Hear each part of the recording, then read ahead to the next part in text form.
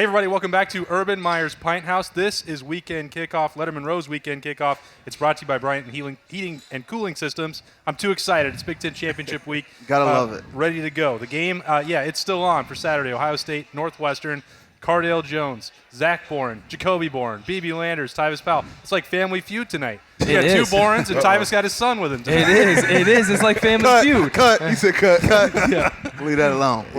It is like Family Feud. I think everyone's laughing because these guys haven't seen each other in a while, and it's funny, right? Jacoby's filling in, and Tyvis is filling in. He's like, oh, what am I supposed to do? You're supposed to talk about the Big Ten Championship game. You were snapping to Cardale Jones, his first ever start as an Ohio State Buckeye at quarterback.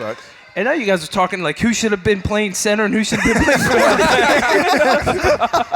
It does look from the looks of it. Oh, my God. You guys have traded places or traded bodies or something. I don't know. No, whoa. Don't say I ain't that much bigger than that. He just slimmed down. Okay, I got you. It is fitting, though, that you guys here, it's Big Ten Championship Week, and that all helped propel you guys to such greatness in a national championship. We've heard from you about your experience 2012. Tyvis, Jacoby, take me back to that week because it was such a unique one, and there's a lot of similarities to what these Buckeyes are facing where people are saying you got to go get style points. I don't necessarily believe that's true, but did you guys feel that when you went into 2014? You want me to go first? All right. I knew we had to win big. I wasn't really at the time thinking about 59-0. Like that was just absurd. But yeah, I knew we had to win big. We had to definitely put on a good showing. And I feel like with this team, I don't think they necessarily need to win by style points. I just think if they win, they're in. I think I got a whole other prediction. Okay, that has nothing to do with the Buckeyes. But they gonna definitely be in for sure. But you know what? If they want to go out there and win 59-0, I think we all would appreciate it. No complaints about that. Make it easy.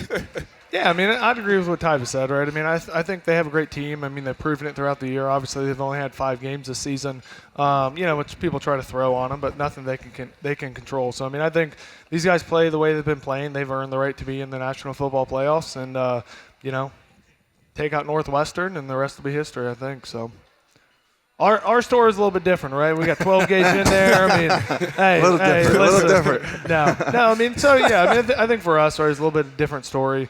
We're behind. Obviously, JT had a great year. Michigan game, right? Fourth quarter. You actually say that word? Ooh. Yeah, I mean, I say that word. That's all right. I ain't said it in years.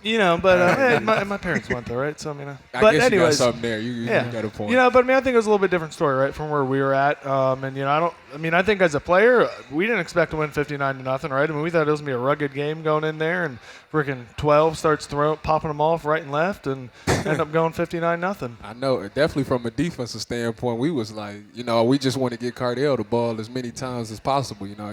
As long as our offense got the ball, something's going to happen. And Cardale just went out there and just kept scoring. We like, man, let's keep giving it to him. No, man, we were surrounded by some unbelievable guys. And I say this 1,000 times. Every time somebody asks me about the 2014 season, people underestimate the guys that we had on both sides of the ball.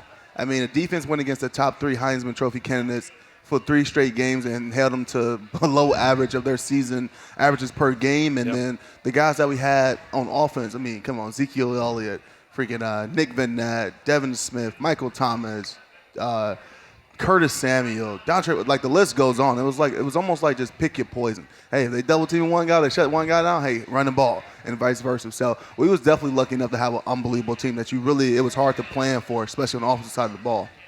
Zach, were you in the stands for hey, that? I'll tell you what. I was just about to say, boys, that was one hell of a run. Because you want to know something? All 3 of those games you guys want to run, I was about 30 Coors Lights deep in every one of those games. It was the greatest run I've ever been on. So, when 12's describing that offense and the pick your poison here, that also sounds a lot like what Ohio State has to work with this year. If they wanted style points this week, I think they could get them. They do, and I think you're right. We talk about the culture that Coach Meyer started in 2012 here at Ohio State and the way that the program's just elevated itself. And I think it really was that 2014 season. You talk about Devin Smith, you talk about Michael Thomas, you talk about Evan Spence, you talk about all these guys, Zeke Elliott, right? All these guys that went off to the NFL and are superstars. And ever since then, Ohio State's kind of had the pick your poison mentality. They've got a quarterback back there who can distribute the ball. They've got playmakers that whenever you get the ball in those guys' hands, they can take it to the end zone. Doesn't matter if it's a 80-yard strike or you give it, on the 1-yard line and play, hey, hard-nosed offensive ball, right? And everyone's throwing out, and I pause because everyone's saying Ohio State has to blow Northwestern out in order for them to get the respect. That's not true. I completely agree with Jacoby. They've been giving 5 games this year. They've taken care of business all 5 games. You're 5-0. If you are an Ohio State team, one of the blue bloods of college football, and you go 6-0 and you're a Big Ten champion, there's no way you're left out of the college football playoff. And especially from a TV ratings, especially from a money standpoint, the college football playoff will put this Ohio State team in, and if they win, they will be a 2 or 3 seed playing either Notre Dame or Clemson. Well, I think that part is also interesting because Jonathan Cooper talked about it earlier in the week that you've got Dabo preemptively making a case in case they lose to Notre Dame to get in, which flies in the face of what he said 6 weeks ago, but nobody pays any attention to what Dabo said yesterday. He just wants to go on to the next one. Then you've also got Dan Mullen who's saying, well, they only played this. Maybe we shouldn't be playing games. And Jonathan Cooper saying, yeah, they hear all this stuff. They hear the Tuesday night show when you're talking about who's in and who's out of the playoffs. So, you guys that have been through that, Jonathan Cooper is admitting it. I think you all used to deny that you were even aware of it. No, I'll answer this question because because back then everyone wanted to talk about the guys don't listen to 97.1, don't listen to the radio, don't listen to the reporters and what they write in the newspaper. And back then, in 2012, when I was in college, social media was just kind of getting to where it's at now. Yeah. We read those things, we saw those things. Those things were talked about in the locker room. Heck, there'd be times where guys come up and be like, man, can you believe what Austin Ward said about you at ESPN.com? But those things are talked about, so those guys know. And here's the other funny thing is, you talk about Dabo Swinney this year. 2 years ago, who was the person? Nick Saban, right? Everyone's talking about Ohio State. You see this year in and year out. No one's pointing fingers at any other program. It's they don't want Ohio State to be in there because they know Ohio State is dangerous, and it's kind of like, hey, I don't want to go toe-to-toe with those guys, so I'm going to make up every excuse for them not to be in. But no, those guys talk about it, especially this year in a COVID year, when those guys are sitting around, have more time to twiddle their thumbs, go through Twitter, go through Instagram, see how big social media is nowadays. Those guys are reading that stuff. Those guys are – Sean Wade is watching, the doubters when he got basically picked on against Penn State. We talked about it up here. Yeah. Those guys see that stuff, and it affects them. But the great thing about Ohio State is a lot of times the way it affects them is in a positive way because it gets them pissed off. Yeah, for sure. I was a big Dabo fan until those comments he started to make, and not just because I'm an Ohio State alum. If he'd have made that about any other team, clearly, Ohio State haven't played the amount of games that everyone else has played in the top 4. But can you argue they're not a top 4 team? Can you argue they're not one of the best teams in the country? Why wouldn't you want to play the best? The best should want to play the best. And for him to make a comment like that just shows that he really don't want no parts of Ohio State this year when he actually, they paid the refs last year a little something to barely escape that game with him. So it definitely rubbed me a wrong way, not in a way like, okay, screw you, Dabo, but in a way like, okay, now I question your character as a coach. I'm sure that BB has some feelings about Dabo. It's not appropriate for this show. Okay. I think this. Dabo, like Cardale said, he showed a lot of his character, on the front end. Because how I look at it is, one of the coaches at Ohio State is to be the best, you got to play the best. We always felt like we were the best. So when we go 1 versus 1, it's the best versus the best. So if we get in practice and I get 2 sacks on Dale, when we get in the game, I should get 4. Shut up. It's the truth. Like when I was a young boy and I had to deal with Jacoby over here. Don't even feel bad. I came through the 8 gap a bunch of times. Ain't no worry about him. Listen, but it's one of those things where it's like you want to play the best. You take pride in playing the best. I can say it's been times where my Ohio State career where we go into games and we're the underdogs. Y'all don't do nothing but just fuel us more. Like, all right, let's go. Let's get the game going. Yeah. 12 o'clock can't come quick enough. 8 o'clock can't. Whatever time we got to play, let's play. And I feel like Dabo, for him to have the swagger that he thinks he has, and then he makes those comments, I'm with Dale on this one. I lost a lot of respect for him on that note. To me, on the end of the day, focus on winning, right? Don't worry about, hey, if we lose to Notre Dame or what's. Focus on winning the game, right? Exactly. At the end of the day, who cares, right? If you want to be in the top 4, win your game. Let's not sugarcoat it, right? Let's not focus about it. If I lose, I want to be in. No, win your freaking game and you'll be in. At the end of and you don't have to worry about it. That's basically what it boils down to. I don't know why. Dabo should be I mean, like you got to give them his credit because they won a lot of games, and when they played Ohio State, unfortunately they have beat us, so I have to give them that much credit. But like, I'm with y'all. Like do it again. Like if you that good this year and you think you that team, then definitely play us again. And I feel like things will definitely be different this year. So, of course not. He wants to play Texas A&M. Right. But like Texas A&M don't even. What have they done to even be considered in there? Well, they beat Vanderbilt 17-12. It's really. Yeah, these guys looking at records and how many games they played than the overall quality of the team. If you can't argue, these top 4 teams are the top 4 teams in the country. Right. Well, maybe A&M and Florida is arguing one of the top 4 teams, but Florida no more. It's 4. It's 1 through 5, 1 through 4, and then everybody else. Yeah.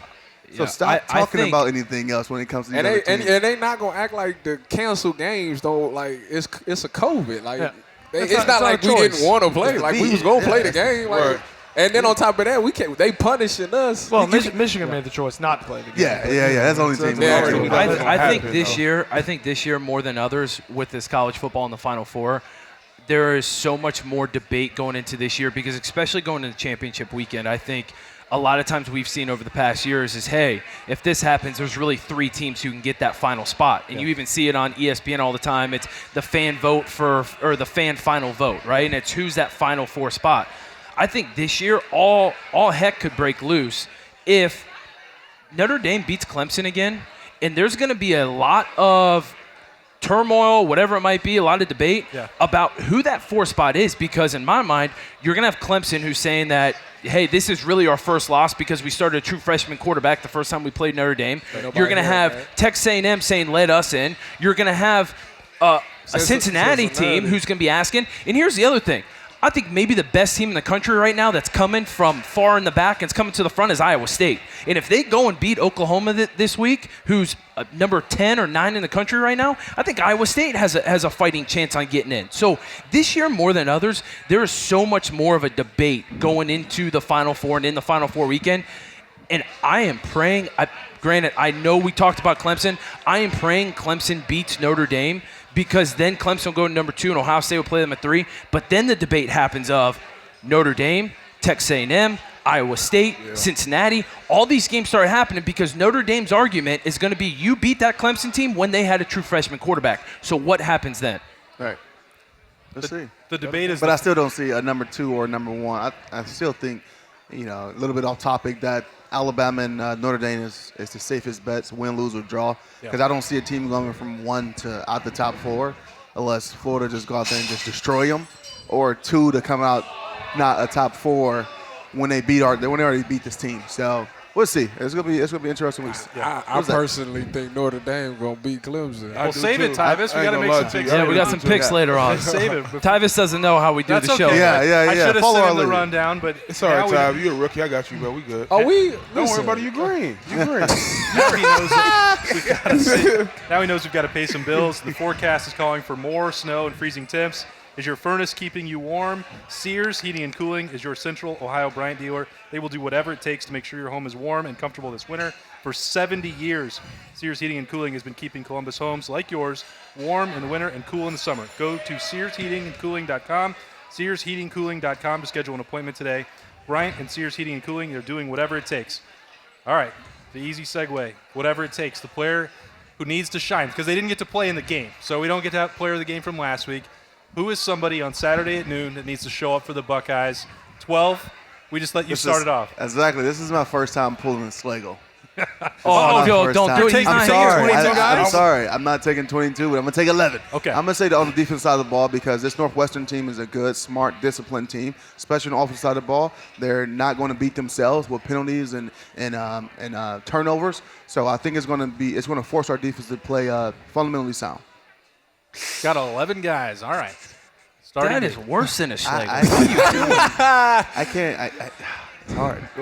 Okay, since 12 didn't take this guy and he always takes, I'm going with Justin Fields. And the reason why is he's a facilitator of this offense, right? And there's obviously some rumors being spread around about possibly some guys being out this week going into Big Ten championship game. There will be guys that are out. There will be guys that are out because of COVID protocols, but I think number one is he's the engine that makes this go, right? And we talked about Ohio State needing style points. We talked about Ohio State just taking care of business.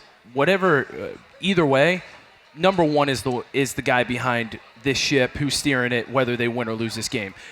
Northwestern can run the ball with Bowser. Ramsey's a solid quarterback, has a lot of experience, but man, Justin Fields got to go off, and I'm shocked you didn't pick that. I actually picked that the last minute. I just won that because I had another guy in my head, and you didn't pick him. I picked Justin so many weeks, and he's performed every week. So it's like, why come did you on. keep picking him? I'm about to say, you got to keep Breaking with the tradition. Yeah. I call him, let him Go know. ahead, Hey, I'm baby. gonna go on the opposite end of that. I'm gonna go with the running back room. After watching the Northwestern Illinois game, it was so many. I feel like Northwestern's defense at times was very undisciplined. It was so many missed tackles. Like, I don't even know the number, but it was ridiculous. And I feel like with our offense, our running backs need to capitalize on the bad angles, the missed tackles, at certain times with Northwestern defense being very undisciplined, D-line getting out of gaps, linebackers not properly filling gaps. I feel like our running back core needs to actually show up and show out this game. Defensively, I feel like our defense is going to beat the hell out of Northwestern. Solid or not, our defense is way too good to not shut down Northwestern's offense. All right, BB with some Yeah. love for the Love tailbacks. it. Yeah, I mean, BB, It's I was critical gonna of go him a with you. couple weeks ago, and they backed Yeah. it up in Michigan Yeah. State. Trey Sermon came on. BB right. brought it out. Yeah. He's been the Nostradamus of our picks, so he's got everything rolling right now. Correct. No, I like it. I like it. All right, Jacoby. Yeah, I mean, so I was gonna go with BB. I mean, I think when you look at their passing game, it's elite, right? And I think they've proven that game after game here. I mean, I think to me, it's the running game. I think defense wins championships, right? That's a no-brainer. But I think really have their offensive line control the ball, like you said. I think Northwestern's a little bit sloppy, but I think if they can control the running game, I don't want to say it's a gimme, but I mean our passing game is elite, right? So I mean that's almost an assumption there. So I think I really want to see the offensive line take control. Get it to those guys in the backfield and put up some points and control the time of possession. So, Well, I was going to say what y'all said. Listen, you're gonna take everybody. No, with that. listen, I ain't even worried about it because they got Coach Mick, and Coach Mick gonna make sure that they gonna run their ball. So I ain't worried about that. So, but the people, or the group, I should say, is obviously I'm biased. Is the secondary because I feel like that right now is the huge question mark for our team. Everybody claims that might be one of the weaknesses of this team. So I would just like them to go out and have a solid performance where they shut down receivers and get a couple of interceptions and just have some momentum going into the CFP that people respect the secondary more. Should help if Josh Proctor's back. He is supposed to be on Saturday against Northwestern. I'm going to stick on the offensive side since Cardale took every defender. The guy who made that one-handed catch last year in Indy, I expect it's been 2 games without a catch for Jeremy Ruckert. I wonder if that's maybe just a tendency breaker or the fact that there's so many other weapons. But this is a game, I think, for a tight end to show up. Maybe Farrell gets involved as well, but I think that Jeremy Ruckert, I'm looking for him to have a big impact on this one, maybe add to that highlight reel. We'll talk more about what that means for the score later on in the Silver Bullet pick segment, but we're going to let these guys take a quick break. We'll be right back with you on Weekend Kickoff, brought to you by Bryant Heating and Cooling Systems. It takes attention to detail. With your local Bryant dealer, you're getting more than just a technician. You're getting someone who pays attention to your needs and the little things that make a big difference. It takes a dealer you can rely on. And to keep your family warm this winter, Here, let me show you how this works. it takes Bryant. Bryant. Whatever it takes. And to keep your family comfortable, it takes Sears Heating and Cooling.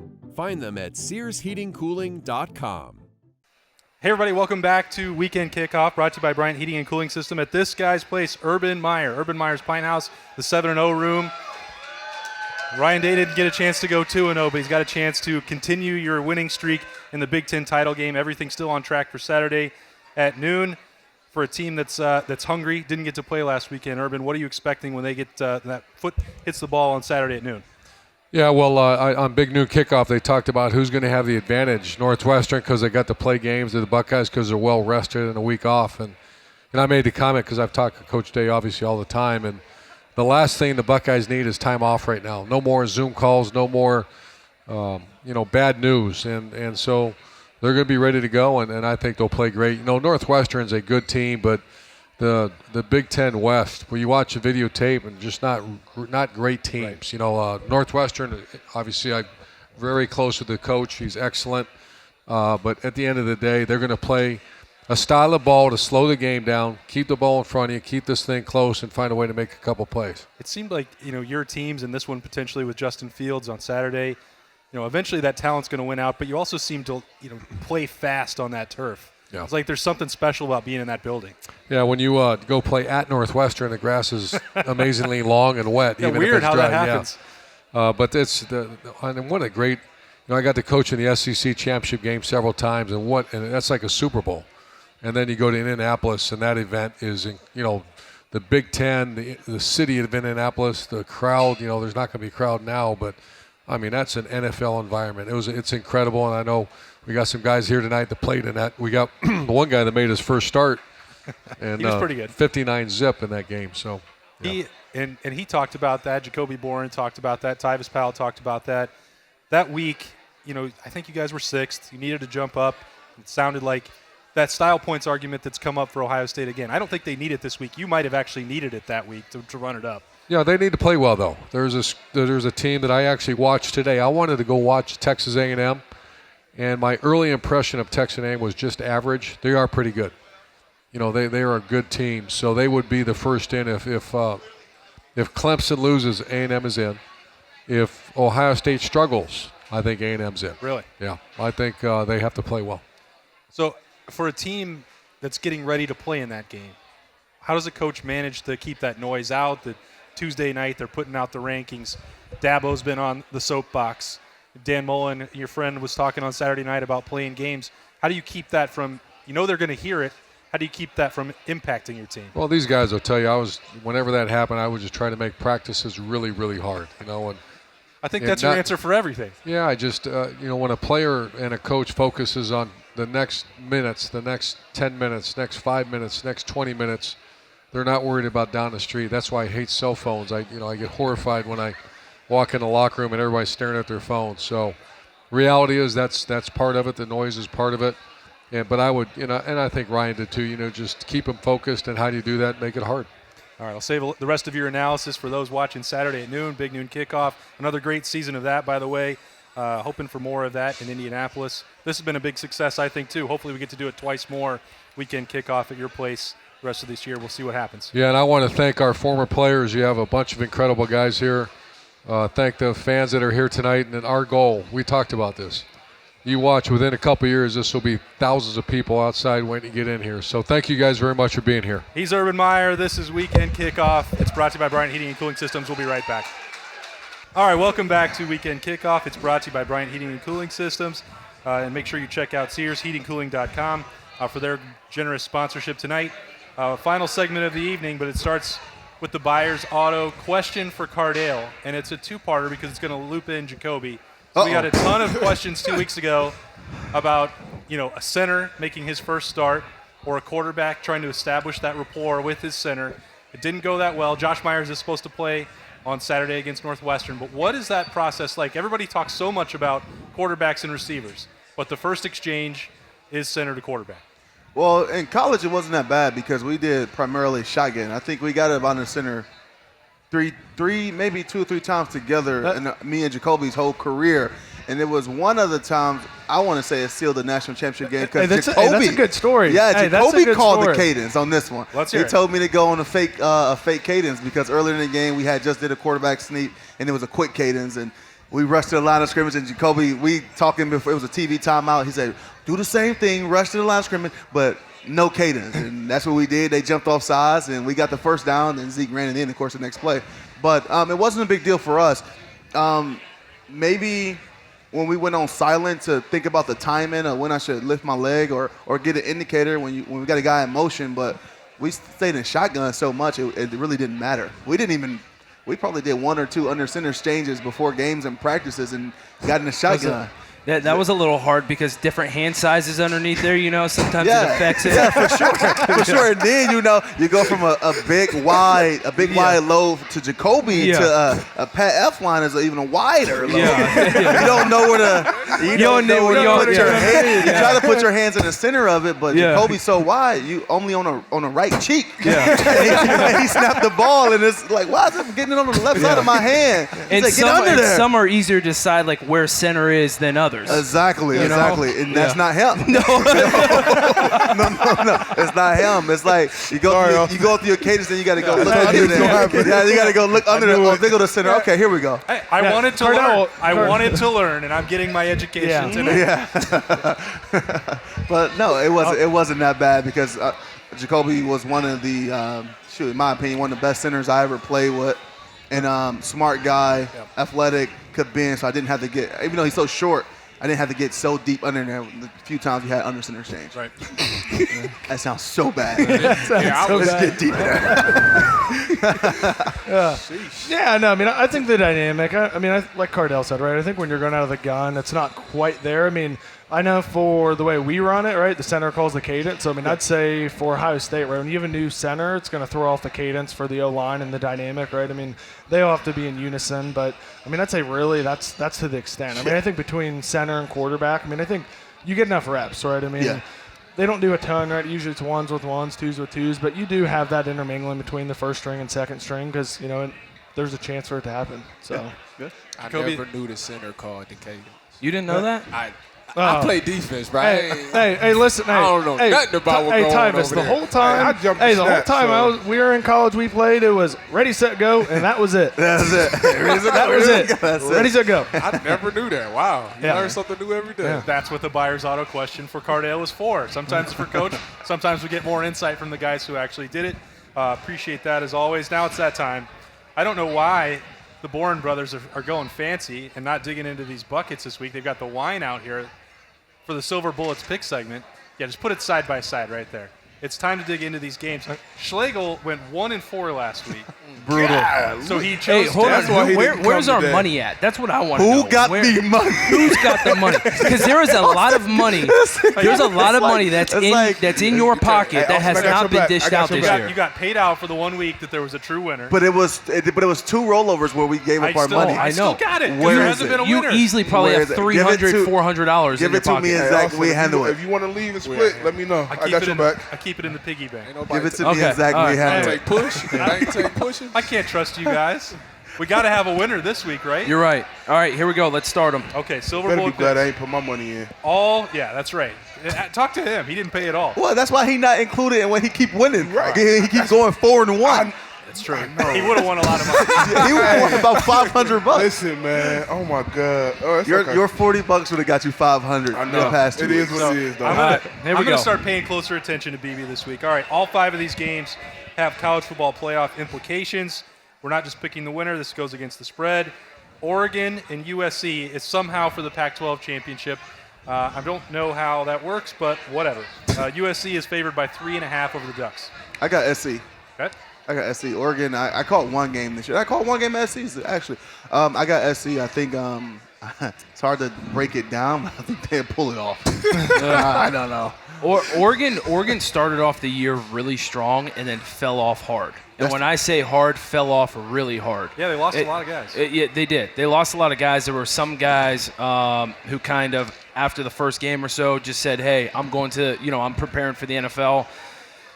But then again, the Pac-12 is just bad ball. And you look at USC and really what have they done, right? I mean, they had a close game where they almost lost.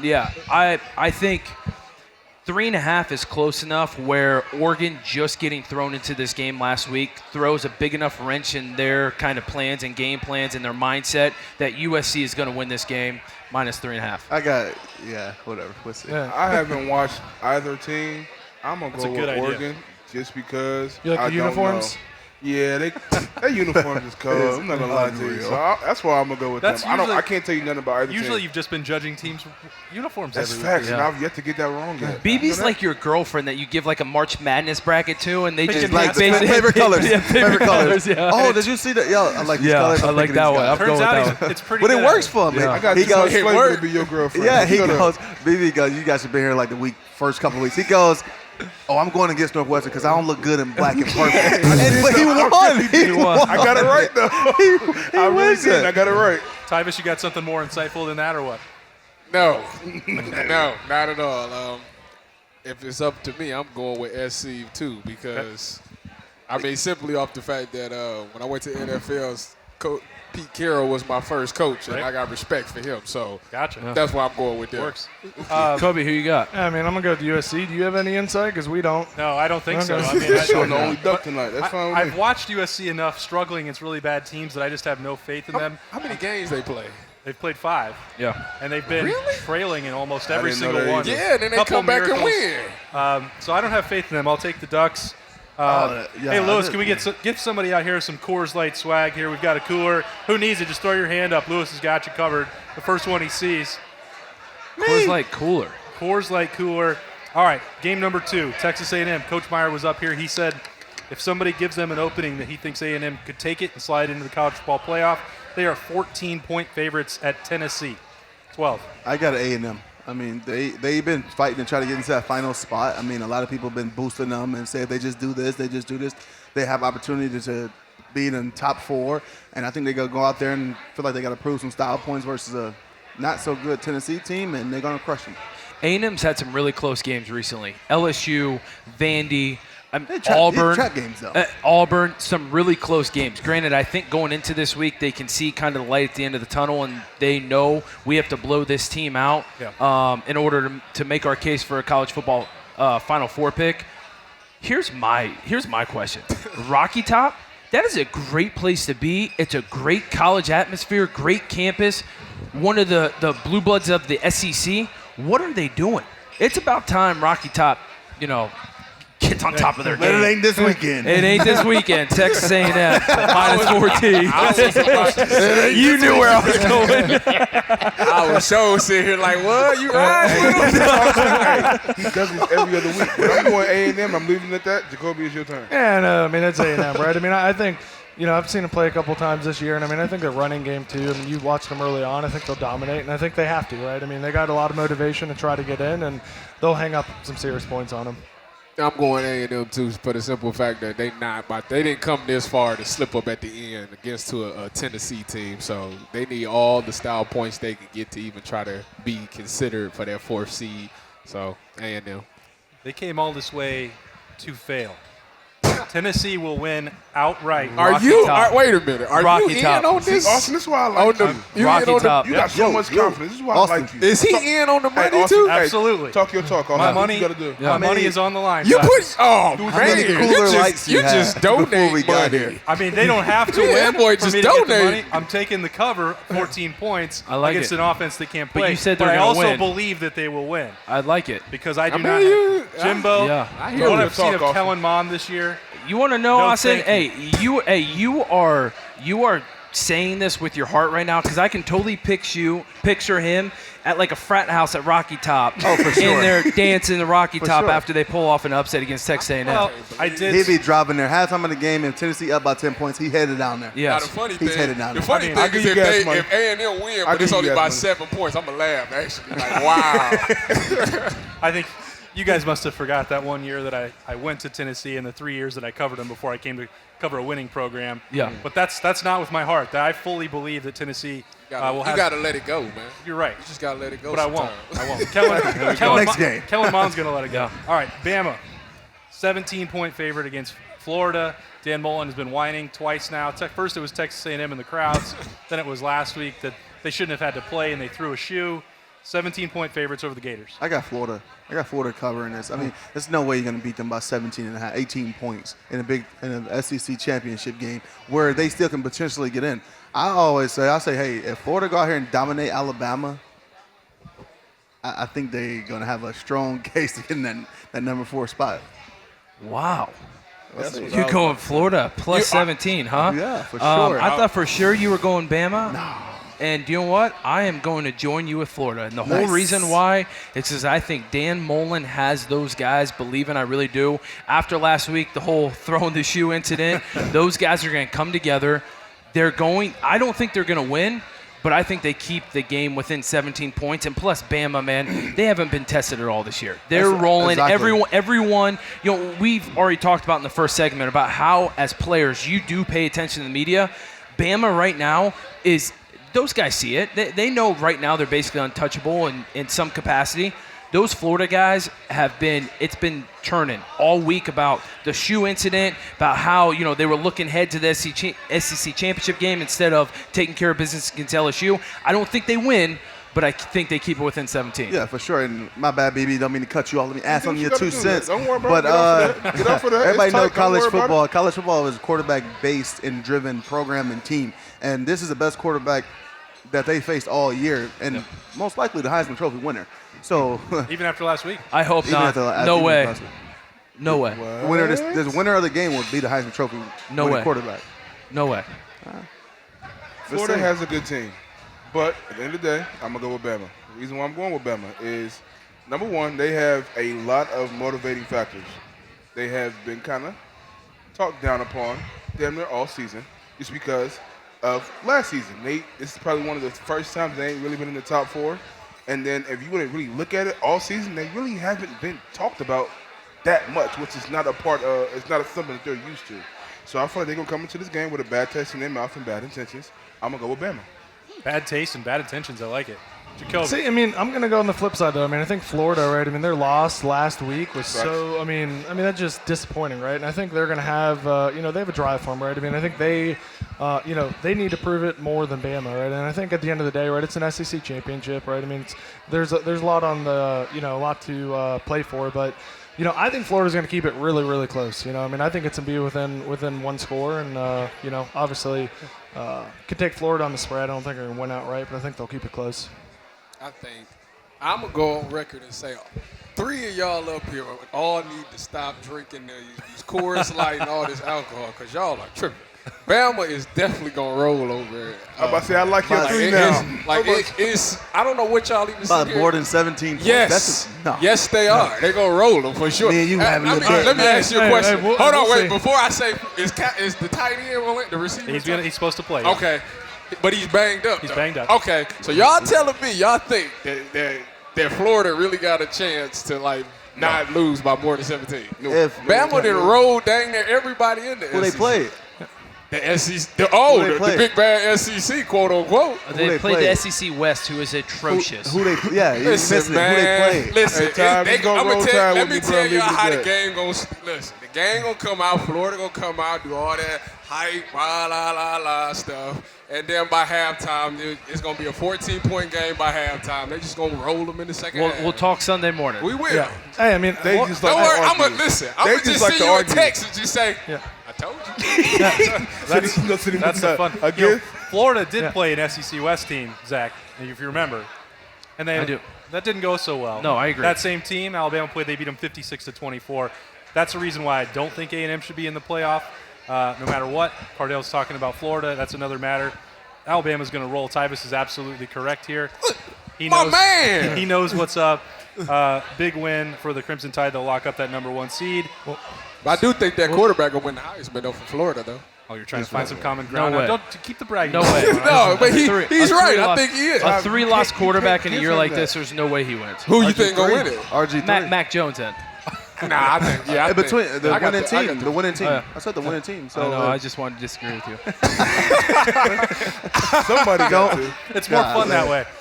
Clemson is a 10.5-point favorite against the team that they lost to 6-7 weeks ago, Notre Dame, the ACC championship. Cardale's got something special coming. I know. Talk to me, Dale. Talk to me, Dale. Preach. I got Notre Dame. That's my boy. I got Notre Dame.